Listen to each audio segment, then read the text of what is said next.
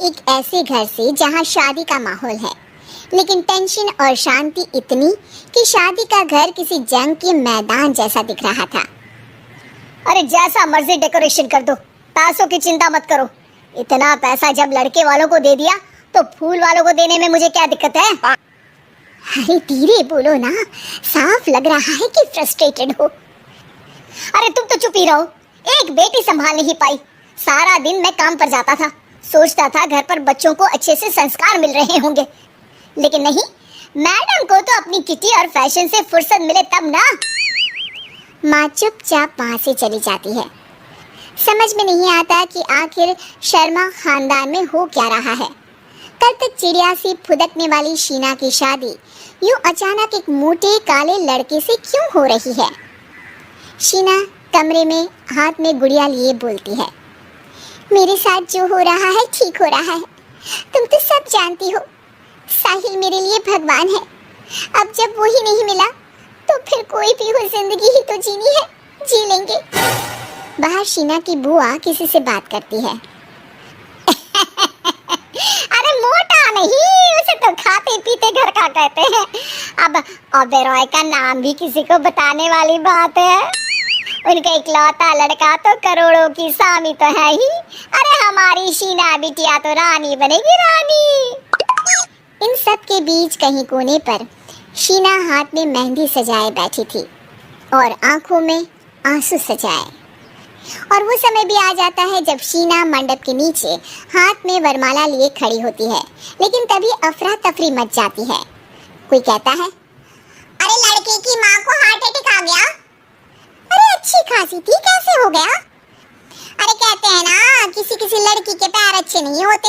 हो सकता है कि मनहूस है ये लड़की। शीना पास खड़ी सब सुन रही थी। फिर शीना अपने कमरे में आ जाती है। शादी ये कहकर नहीं होती कि लड़की मनहूस है। अब लगातार शीना के लिए लड़के देखने आते, लेकिन आस पड़ोस या किसी के कहने पर शादी हर बार टूट जाती। लेकिन एक दिन, अंकल, मैं काफी दिनों से आपसे मिलने की कोशिश कर रहा था, लेकिन हिम्मत नहीं हो पा रही थी। अरे बेटा, हिम्मत तो हमारी टूटी पड़ी है। वैसे कौन हो तुम? अब मेरा नाम साहिल है अंकल। मैं शीना से प्यार करता हूँ और उसी से शादी करना चाहता हूँ। अरे अब तो किस जात के हो ये भी मायने नहीं रखता। बेटा, मेरी बेटी मनहूस है। ये सब कहते हैं कि इसीलिए उसकी शादी नहीं हो पा रही। अगर तुम शादी करने को तैयार हो तो ठीक है। शीना की शादी साहिल से हो जाती है। अगले दिन साहिल की माँ का देहांत हो जाता है और एक बार फिर लोग शीना को अपशकुनी कहने लगते हैं। अरे खा गई दीदी को ये। अरे क्या जरूरत थी साहिल किसी मनहूस को घर लाने की?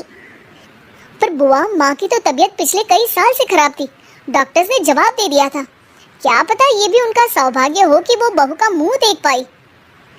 अरे बहू का मुंह देख पाई, या ये कह लो कि बहू का मुंह देखते ही स्वर्ग लोक सिधार गई। खैर, हमें क्या, घर तुम्हारा है, हम तो चले। अब शीना को खुद पर ही शक होने लगता है कि कहीं सच में वो अपशकुनी तो नहीं। साहिल, हम दोनों की शादी नहीं हुई होती तो अच्छा था।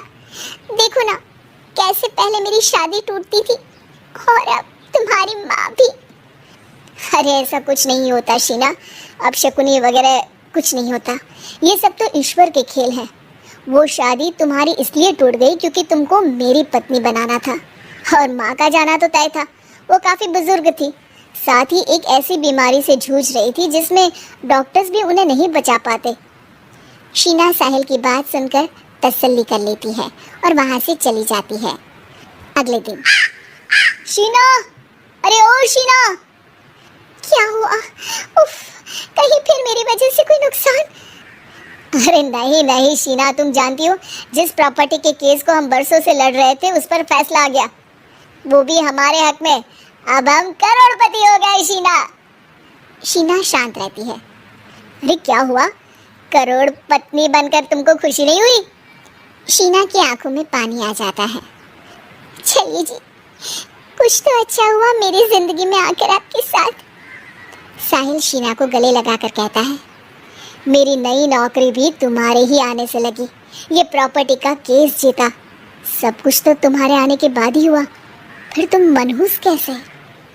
ये सुनकर शीना खुश हो जाती है।